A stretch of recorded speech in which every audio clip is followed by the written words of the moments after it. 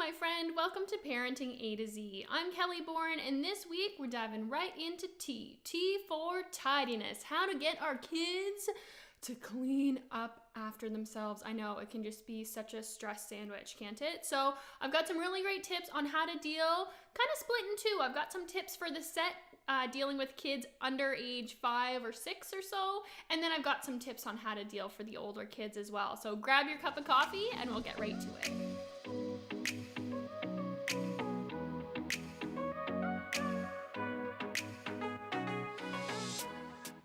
So what's the big deal with tidiness? Well, I think first and foremost, the thing that really gets us off the top is just the sheer mess of things, right? When we clean something up and 2 seconds later, everything is a disaster. Like literally out of the corner of my eye right now, I can see a stack of blankets in our living room that I cleaned up right after breakfast and is now spread all over the floor. So it can get a little tiring. It can get a little tiring constantly cleaning up the messes. And not to mention, I think one of the bigger issues is the effect it can have on our relationships and how the constant battles and the constant fighting can really put a strain on our relationship.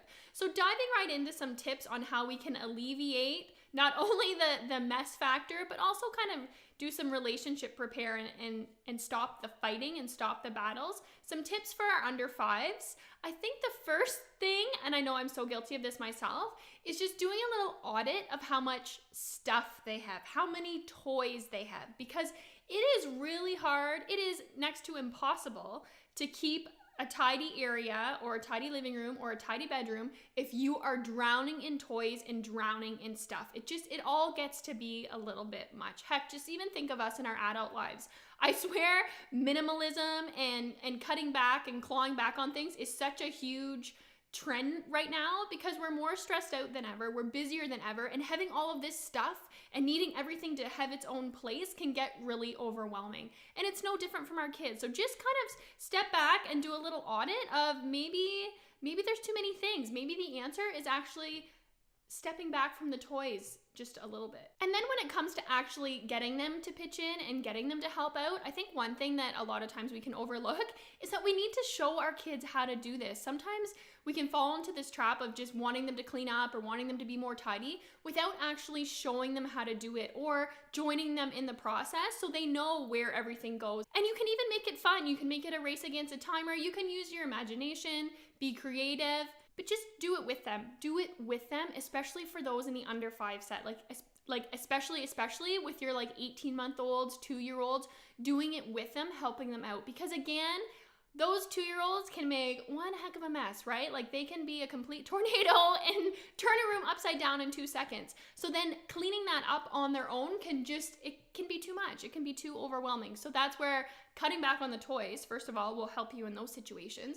But then helping them and joining in with them and kind of sending the message that we're a team and we'll help each other out will really go a long way. You can even divide it as to you pick up the yellow blocks and I'll pick up the red blocks, or which toys do you want to do. Like involving them that way really, really helps. But just not forgetting that crucial step of showing them the ropes and showing them where things go and showing them how to organize, really teaching them those skills. And I'm sure some of you are probably like, yeah, Kelly, that sounds really amazing, but that is not gonna fly in my house. Or you've already tried it and your kids ignore you, or they just go to another room and make another mess somewhere else.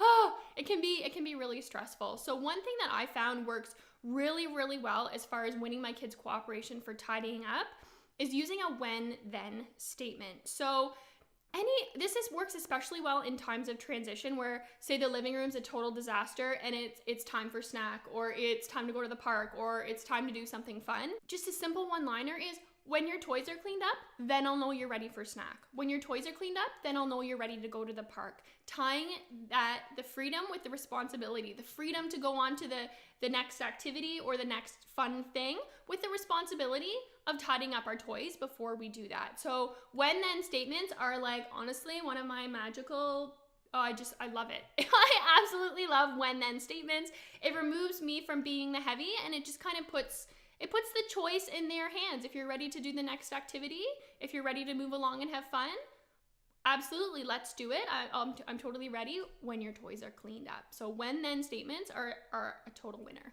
And if you are still like, okay, Kelly, yeah, I tried that. Okay, it's not working. Okay, is there any hope Is there any hope for my sanity and the cleanliness of my house? And yeah, there absolutely is, because I think as far as offering our kids choices and trying to teach them responsibility and winning their cooperation, of course, we're trying to build all those qualities and characteristics, but there definitely is a bit of a learning curve. And we are still the adults, we are still the parents, we set the overall boundaries for the home. So again, something that worked really well when we run into this struggle in our family, if it's time to go to bed and there's still toys everywhere and nothing's getting cleaned up, we'll just sit down and talk to our kids about problem solving, what we should do moving forward, and talking about how dad and I aren't willing to tidy up the whole house every night from all the toys that you guys are playing with. And one strategy that really worked for us was just proposing that, okay, if you guys are gonna play with your toys, anything that doesn't get cleaned up before bedtime, we'll just dad and I will happily put it in a little box and we'll just pack it away. We'll pack it away for a week, and then it'll just go away for a week, and then when the week is over, we can go through and pull out any toys that you were missing. So this is also, it kind of ties back with that first point. It's kind of like decreasing the toy. Like, it's really a way of getting some of the toys and some of the unwanted clutter out. And then it also is sending the message to them that, okay, if I'm gonna play with this, I need to be responsible with it, or it's going away. And this isn't like a threat. It's nothing like that. It's really a conversation with your kids. Okay, this toy situation is an issue. This is what I am proposing. What do you think? And then you can kind of talk about it and go from there. I'd love to hear how it goes if you give that one a try. It's definitely worked for us. And then just moving forward a little bit, those are strategies that really work for some of our younger kids. But when we're dealing with older kids, we need to put on a totally different hat, right? Because they're at a different stage of their development. If you start throwing when-then statements at them, or asking them if they want to clean up the purple pencil crayons or the yellow pencil crayons, you're gonna have totally lost them. So I think the first thing with our older kids is just to recognize differing priorities. You may be a total neat freak and you make your bed every day and you have your underwears all lined up in a row, and they may not share that value with you. And that's okay. Like, it is okay. And I know sometimes if that is a value for you and you are a perfectionist in that area and you like everything to be neat and tidy, it can feel nearly impossible to let that slide. But just recognizing that we're all different, we all have differing priorities, and if they want to throw all of their laundry in one drawer and just kind of pull through, like, that's okay. That is okay. It's not hurting anything. Sometimes we need to just step back a little bit. And another thing tying really closely to that idea is just the idea of respecting our kids' private space. And it's so hard. It's so hard. It's one of those things that it's the ultimate like kick in the pants of parenting. When our kids are really little and they need us for everything and they're on us constantly, touching us and needing us, all we want is space. And then as soon as our kids are ready for some space or some privacy, all we want to do is like double down and bring them back closer and have more control and wanting to be all up in their grill with everything that they're doing. But when it comes to our kids' private space, like their bedrooms, I think we need to just step back and allow them to manage that space how they would like to manage it. And I know for any of my type A'ers out there or neat freaks, it can feel really impossible. But just allow them that space. It doesn't mean that you become the maid. No way. Because with freedom comes responsibility. With the freedom to have your private space and keep it however you like, also goes hand in hand with the responsibility of learning to wash your own sheets and learning to do your own laundry and taking on all of those responsibilities. So just even, I'm thinking for my own life, like I could never lecture any teenager on keeping a tidy room or like tell parents how to get your kids to keep a super tidy room, because my room was an absolute disaster. There were clothes everywhere, stuff everywhere, but I knew where everything was. I was fine with it. It didn't bother me. And I also vacuumed my own room and washed my own sheets and did my own laundry, and it was fine. Just shut the door. My parents didn't have to look at it.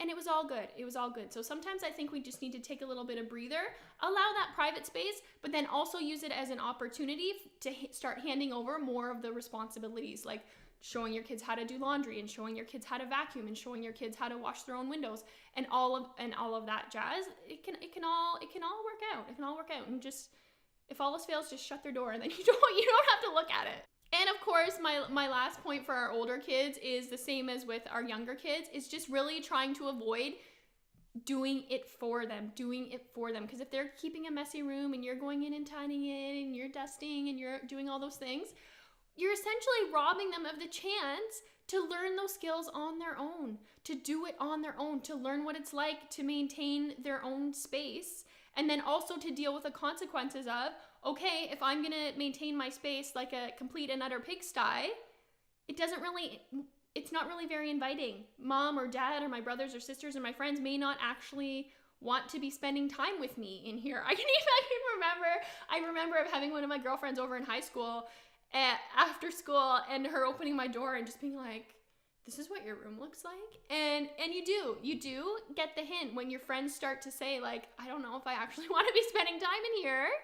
And then it allows your teens the motivation to do it on their own and saving you from harping and nagging and just, again, like bashing heads and having it hurt your relationship. Like a couple of dirty pairs of sweatpants on the floor or dirty plates, like, is that really worth it? Like, just sometimes we have to let things go. And then finally, I feel like I should just add like an overall disclaimer in here too, because if you're noticing that your kid's hygiene is like really suddenly starting to slide, or their room is like suddenly a disaster, or they're hiding out in their room and it's part of like a broader behavior change, definitely pay attention to that. I think all of us parents have that intuition. We can kind of sense when our kid is just not concerned with having a clean room versus when our kid is really stressed or really upset or really struggling with something. So if you're starting noticing a decrease in hygiene or a messy room or lack of interest in keeping things tidy where maybe they used to be really tidy before, along with other behavior changes or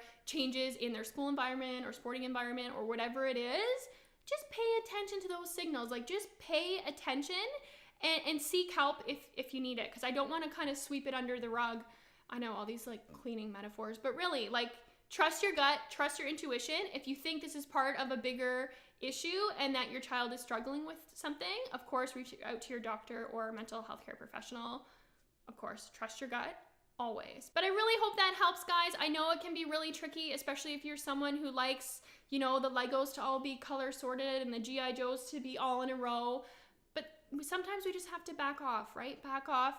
Notice if we've got too much clutter. Notice if our kids are overwhelmed with the sheer amount of toys. Scale back if we need to. And just as our kids get a little bit older, start tying some of those freedoms with responsibilities and just kind of handing it over, stepping back and just shutting the door. So, of course, let me know what you think. I'd love to hear your questions or comments below. And as always, if you're looking for more in-depth parenting resources and support, don't forget to join us in the Parenthood. I hold regular office hours and absolutely love chatting with you and helping you work through whatever issues you're currently working through as you raise your kids. So, enjoy, guys. I will see you in the next video.